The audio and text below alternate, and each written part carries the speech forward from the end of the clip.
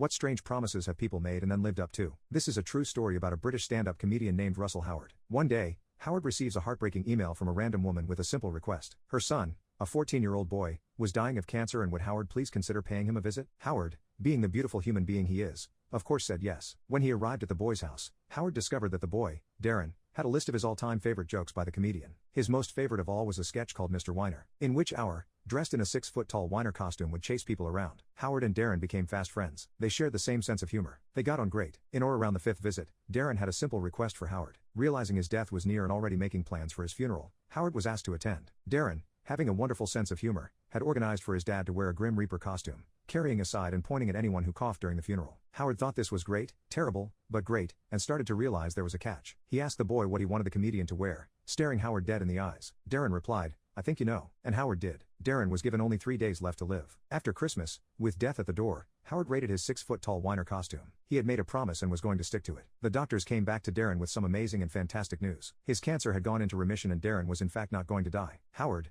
when he received the news, was so delighted and grateful that he immediately asked Darren to join him on stage during a show in Bristol. Realizing there was a catch, Darren asked him what he wanted him to wear, staring Darren dead in the eyes. Howard replied, "I think you know." And Darren did. He wore a giant whiner costume. You can find the video online. It's equally heartwarming and hilarious.